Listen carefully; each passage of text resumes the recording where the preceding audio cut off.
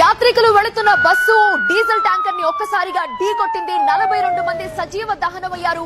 Breaking news మీరు చూస్తున్నారు. సౌదీలో ఘోర రోడ్డు ప్రమాదం సంభవించింది.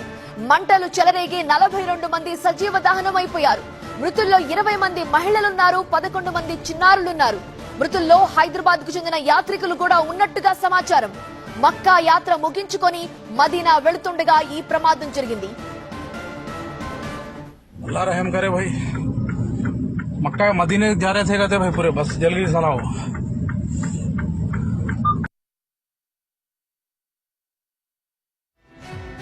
ये उम्रे को जाने वाली बस पूरी जल गई भाई, पूरे आदमियां इंतकाल हो गए उसमें, पूरे जल गए कहते इसमें। సౌదీలో జరిగిన ఘోర ప్రమాదాన్ని అక్కడే పనిచేస్తున్న నిజామాబాద్ కు చెందిన డ్రైవర్ ప్రత్యక్షంగా చూసినట్లు చెప్పారు. ప్రమాదంలో యాత్రికుల బస్ డ్రైవర్ తప్ప అందరూ సజీవ దహనమయ్యారని చెప్తున్నాడు.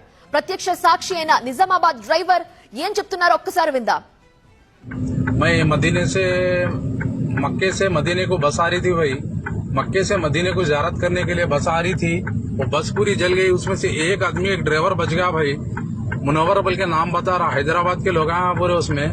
अगर कोई भी है अपने घरों को मालूम कर लो भाई थोड़ा, ठीक है। मैं भी अभी बस को देखा, मैं तकलीफ मेरे को बर्दाश्त नहीं हो रही भाई।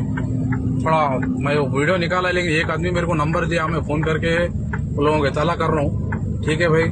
थोड़ा कौन कौन अपने आदमियां हैं थोड़ा देख लो भाई थोड़ा, ठीक है। इससे ज्यादा तो कुछ नहीं कर सकता भाई, दुआ करो वो लोगों के बारगाह में। సౌదీలో జరిగిన ఘోర ప్రమాదం ఇది. డీజిల్ ట్యాంకర్ ని యాత్రికుల బస్సు ఢీకొనడంతో మంటలు చెలరేగాయి. బస్సులో ప్రయాణిస్తున్న అందరూ చనిపోయారు, సజీవ దహనమయ్యారు. ఒక్క బస్సు డ్రైవర్ తప్ప అని సమాచారం అందుతోంది. మృతుల్లో 20 మంది మహిళలు, 11 మంది చిన్నారులున్నారు. అలానే హైదరాబాద్ కు చెందిన యాత్రికులు కూడా ఉన్నట్లుగా సమాచారం అందుతోంది. मक्का मदीने जा रहे थे, कहते भाई पूरे बस जल गई साला। అసలు ప్రమాదం ఎలా జరిగింది వివరాలు అందించడానికి మా ప్రతినిధి నూర్ సిద్ధంగా ఉన్నారు. నూర్, మృతుల్లో హైదరాబాద్ కు చెందిన యాత్రికులు ఉన్నారంటున్నారు. ఎంతమంది ఉన్నారు? ప్రమాదం ఎలా జరిగింది? స్థానిక అధికారులు ఏమంటున్నారు?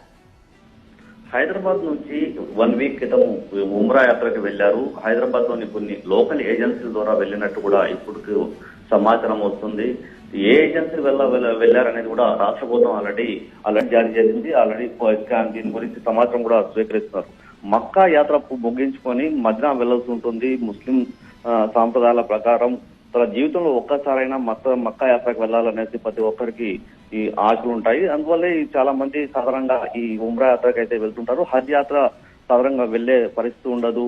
ఎక్కువగా ఏజ్ పైబడిన వాళ్ళే ఇలాంటి ఉమ్రా యాత్రకి వెళ్లే అవకాశాలు కూడా ఎక్కువగా ఉంటాయి. కానీ ఈ ప్రమాదం జరిగిన తర్వాత నిజామాబాద్ కు చెందిన షోయబ్ అనే డ్రైవర్ మొత్తం వీడియోని షూట్ చేశారు. ఆల్రెడీ ఆ బస్ లో ఉన్న వాళ్ళంతా హైదరాబాద్ కి చెందిన వాళ్ళనేసి కూడా, ఎవరైతే డ్రైవర్ మొత్తం బస్ ప్రమాదంలో ఒక డ్రైవర్ బతికి బయటపడ్డాడు. ఆయన దగ్గర నుంచి సమాచారం తీసుకుని లోకల్ సౌదీ పోలీసులకు సమాచారం ఇచ్చాడు. అటువైపు మరోవైపు హైదరాబాద్ లో ఉన్న కొన్ని ఏజెన్సీలు కూడా అతను సమాచారం అందించాడు. ప్రస్తుతం తెలంగాణ రాష్ట్ర ప్రభుత్వం హెల్ప్ నెంబర్ కూడా జారీ చేసింది. తెలంగాణ రాష్ట్ర డీజీపీతో కూడా చీఫ్ సెక్రటరీ కూడా అలర్ట్ అయ్యారు. ఆల్రెడీ ఓల్డ్ సిటీతో పాటు హైదరాబాద్ లో ఉమ్రాకు తీసుకువెళ్లే ఏ ఏజెన్సీలు ఉన్నాయి వాళ్ళ దగ్గర నుంచి కూడా పూర్తిగా అయితే సమాచారం తీసుకుంటున్నారు. మరోవైపు ఇండియన్ ప్రభుత్వం కూడా దీనిపైన సౌదీ ప్రభుత్వంతో మాట్లాడుతుంది. వాళ్ళు కూడా సమాచారం అయితే స్వీకరిస్తున్నారు.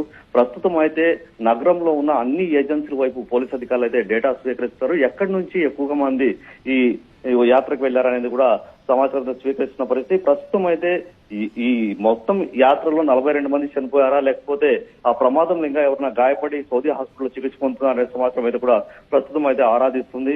ఈ మొత్తం ప్రమాదంలో ఎక్కువగా మహిళలు, చిన్నారులే ఉన్నట్టు తెలుస్తుంది. ఇప్పటికే సౌదీలో ఉన్న కొంతమంది మక్కాకు వెళ్లిన యాత్రికులు అయితే వాళ్ళ దగ్గర నుంచి కూడా సమాచారం అందిస్తున్నారు.